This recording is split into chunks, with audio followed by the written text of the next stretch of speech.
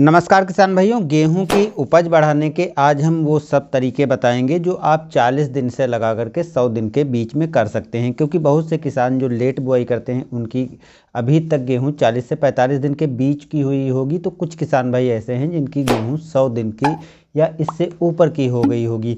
तो मैं वो सभी चीज़ों को इस वीडियो में शामिल कर रहा हूं जो आप 40 दिन से और 100 दिन के बीच में करके और अपने गेहूं की उपज बढ़ा सकते हैं। क्रम से एक एक जानकारी दूंगा। पहले हम कौन कौन सी चीज़ें आप दे सकते हैं किस टाइम पर, उनके बारे में बात करेंगे। लेकिन उसके बाद हम जो चीज़ें जिस टाइम पर देंगे उससे क्या बेनिफिट आपके गेहूं को इस टाइम पर मिलने वाले हैं उसके बारे में बात करेंगे। चलिए दोस्तों बात करते हैं, लेकिन उसके पहले चैनल पर नए हैं तो सब्सक्राइब कर लीजिएगा आने वाली वीडियो देखने के लिए। देखिए किसान दोस्तों, अगर आपकी गेहूं 40 दिन से या 45 दिन के बीच की हुई है तो इस टाइम पर दूसरी टॉप ड्रेसिंग यूरिया की करनी रहती है। तो दूसरी टॉप ड्रेसिंग जब आप इस टाइम पर करें, जो ये टाइम चल रहा है, तो इस टाइम पर 30 से 40 किलोग्राम प्रति एकड़ आपको यूरिया की टॉप ड्रेसिंग कर देनी है। और सिंचाई करने के 4 से 5 दिन के अंदर अंदर ये चीज़ आपको कर देनी है। इसके बाद जब 40 से 55 दिन का बीच का जो टाइम रहता है, तो ये जो 40 से 55 दिन का टाइम रहता है, इस टाइम के बीच में आप 1261 का स्प्रे कर सकते हैं। साथ में ग्रोथ प्रोमोटर को भी डाल सकते हैं। 1261 और जो मात्रा लेनी है 102 किलोग्राम मात्रा लेनी है। और जो ग्रोथ प्रोमोटर लेना है, अगर आप लिक्विड वाला ले रहे हैं तो 250 ml आपको ग्रोथ प्रोमोटर लेना है। इसको 150 लीटर पानी में घोल तैयार करके और आप अपनी फसल पर स्प्रे कर दीजिए।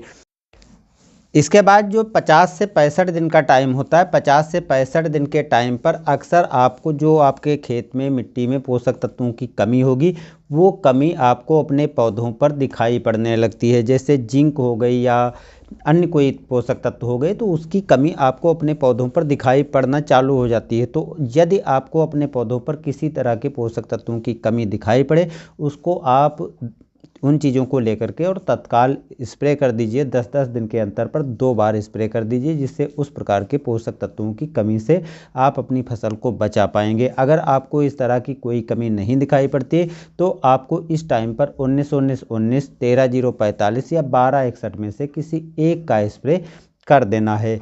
जो आपको लगे कि हमें 19-19-19 से स्प्रे करना है या 13-0-45 या 12-61, उस अनुसार आप इसको भी दे सकते हैं। इसके बाद आता है टाइम 65 से 75 दिन का। 65 से 75 दिन का जो टाइम होता है, जो कम अवधि की गेहूं की फसल होती है, उन किस्मों में आप 052-34 का स्प्रे कर दीजिए, जिससे तना मजबूत होने लगेगा। और जो अधिक अवधि की फसलें हैं उसमें भी आप इस टाइम पर 052-34 का स्प्रे कर सकते हैं।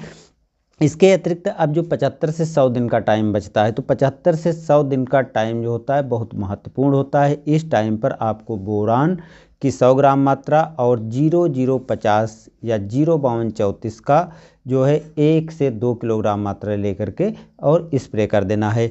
तो किस टाइम पर कौन सी उर्वरकों का कैसे स्प्रे करना है आप ये तो जान गए होंगे। अब आपको बताने वाले हैं कि आप इन चीज़ों को देंगे तो क्या आपकी फसल को फायदे होने वाले हैं। देखिए 40 से 45 दिन पर अगर आप नाइट्रोजन की आवश्यकता की पूर्ति कर देते हैं, तो पौधे में क्लोरोफिल की मात्रा जो इस टाइम पर सबसे अधिक भोजन बनाने की प्रोसेस पूरी करता है, वो पूरी हो जाती है, जिससे पौधे अपना भोजन आसानी से बना पाते हैं और पौधे का विकास अच्छे तरह से होता है। इसके बाद जो 45 से 55 दिन का टाइम है, तो 45 से 55 दिन में कुछ पोषक तत्वों जैसे नाइट्रोजन की पूर्ति, फास्फोरस की पूर्ति अगर आप स्प्रे करके कर देते हैं, जो 19-19-19 या 12-61 के माध्यम से भी कर सकते हैं, तो अगर आप इसको कर देते हैं तो पौधे का समुचित विकास अच्छी तरह से होता रहता है। और साथ में अगर आप ग्रोथ प्रोमोटर दे देते हैं तो पौधे का जो पौधा होता है वो तनाव मुक्त हो जाता है और अच्छी तरह से अपना विकास जारी रखता है। अब जो 50 से 65 दिन के बीच का टाइम है, इस टाइम पर आप देखे होंगे कि पौधे में गांठ बनना चालू हो जाती हैं। और इस टाइम पर गांठ बनने के दौरान जो है पौधे को नाइट्रोजन, फास्फोरस और पोटास जैसे सभी सूक्ष्म तत्वों की आवश्यकता होती है, क्योंकि ये कांतिक अवस्था ऐसी है जिस टाइम पर इन सभी तत्वों की ज़रूरत होती है। इसके अतिरिक्त अन्य जो सूक्ष्म तत्व होते हैं उनकी कमी भी आपको इस टाइम पर नज़र आने लगती है। तो इस टाइम पर आप इन तत्वों की पूर्ति करते हैं और जो तत्वों की कमी दिखाई पड़ती है उसको भी पूरा कर देते हैं तो पौधे का काफ़ी अच्छी तरह से उचित विकास जारी रहता है और पौधा जो है अच्छे और स्वस्थ तरीके से अपना विकास कार्य करते रहते हैं।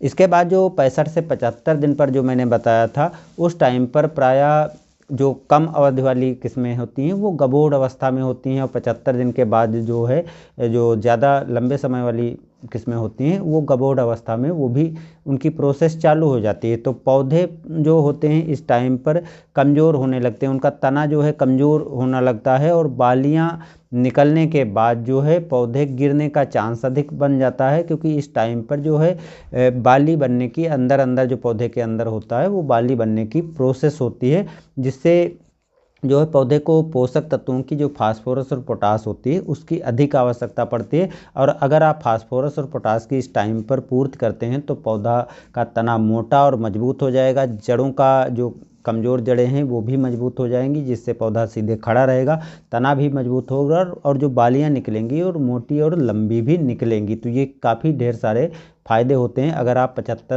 65 से 75 दिन के अंदर जो है इन पोषक तत्वों की पूर्ति करते हैं।